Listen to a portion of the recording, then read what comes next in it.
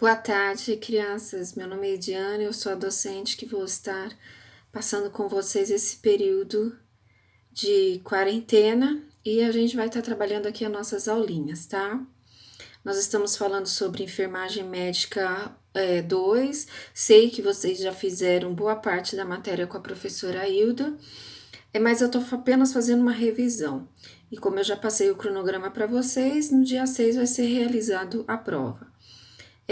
A aula de hoje vai ser exatamente sobre as principais manifestações de doenças respiratórias. As manifestações que nós temos, as principais são a tosse, que é causada pela irritação da mucosa, que é vinda do trato respiratório. A natureza pode ser inflamatória, mecânica, química, térmica. A tosse ela pode ser produtiva quando é com catarro, seca, ela pode ser aquela tosse fraca, pode ser uma tosse constante, pode ser uma tosse forte, pode ser uma tosse irregular. Vai depender exatamente do qual o diagnóstico que o paciente vem apresentar. Uma das coisas principais que acontece com a tosse e o que o paciente se queixa muito é exatamente a dor torácica, dificuldade de respirar. Mas isso, infelizmente, é uma consequência muito comum da tosse. Existe também a outra situação, que é a hematoptise, que é exatamente o catarro com sangue.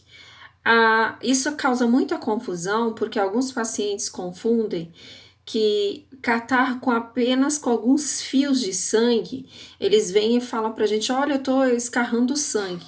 Não é bem assim, não. Às vezes, esses pequenos fios de sangue são pequenas veias da região da garganta que estourou devido à tosse excessiva e causa esse pequeno sangramento.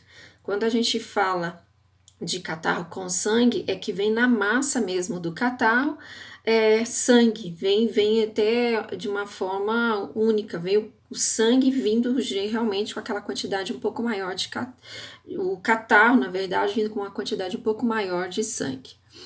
Tem também a dispneia, que é a grande dificuldade de respirar, o paciente fica ofegante, ele fica agitado, e tem a ronquidão, que é a alteração das cordas vocais. O paciente fica com a voz alterada, fica bem mais rouco, ou às vezes até mesmo nem consegue falar.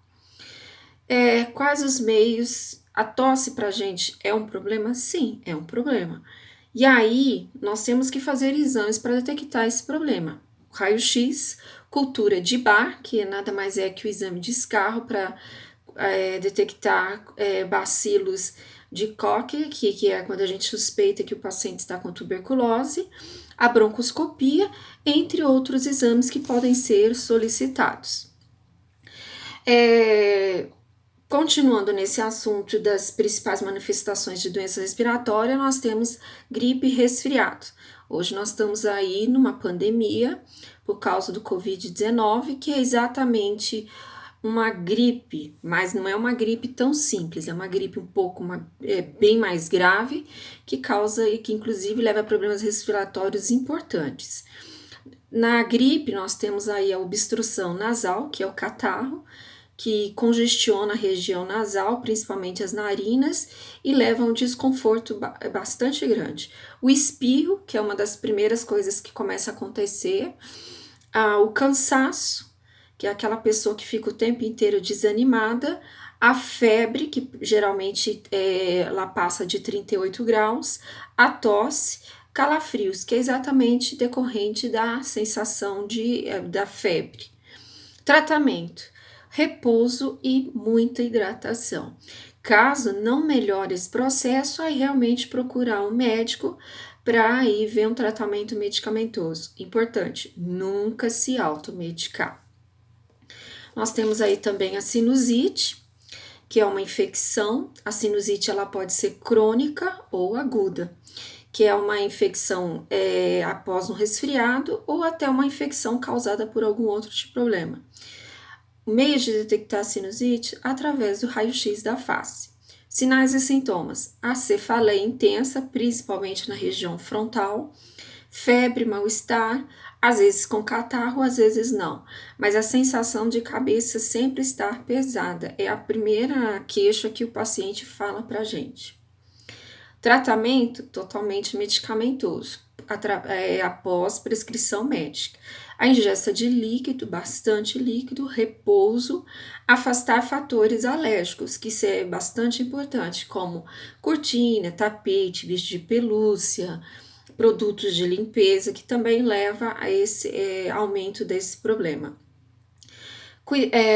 No caso da agudo, o tratamento é bem mais fácil. Cuidados dentro de casa mesmo, cuidados paliativos já resolve. Quando ela é crônica, aí fica um pouco mais complicado, porque se não tratado corretamente, pode até levar a um processo cirúrgico. Quais os cuidados da gente como enfermagem?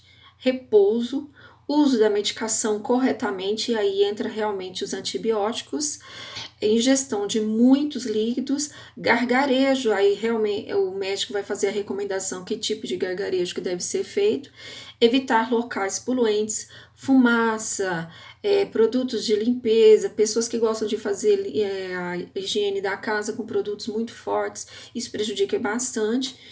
A dieta líquida, porque nesse período o paciente apresenta bastante desconforto, então ele tem uma dificuldade para fazer a ingestão dos alimentos. Continuando a falar, nós temos aí o câncer de pulmão, que nós chamamos de CA de pulmão, é uma patologia bastante importante, é uma patologia grave, não tratada, leva sim à morte.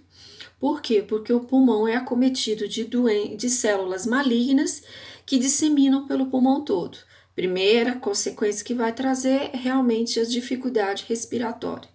Como que eu posso detectar esse problema? Através do raio-x, através de uma anamnese, através de exame clínico, através de broncoscopia, a biópsia que o médico vai fazer a solicitação e o ultrassom também.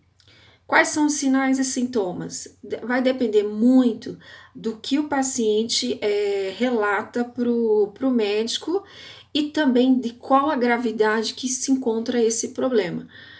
Vai ser feito os exames? Sim, vai ser necessário. Vamos saber daí que tipo de NIC esse paciente vai se encaixar. Uma outra sinais e sintomas também é o odor fétido que o paciente apresenta por via respiratória, a dor torácica, a rouquidão, que é a modificação das cordas vocais, a perda de peso e a anorexia. Qual que é o tratamento? Vai depender realmente das condições da doença, mas totalmente tratamento medicamentoso e tratamento conforme as indicações médicas.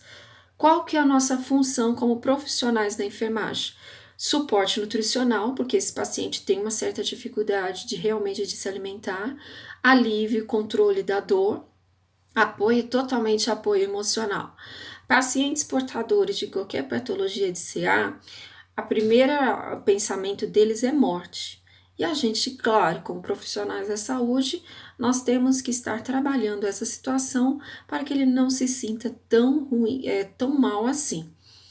Dizer para o paciente que ele vai ser curado, isso também eu não posso fazer, porque a patologia depende também das condições fisiológicas desse paciente. Mas as palavras de conforto, de agrado para que o paciente se sinta melhor, faz parte do nosso processo como profissionais da enfermagem, além dos nossos cuidados, das nossas assistências necessárias. Ok, crianças?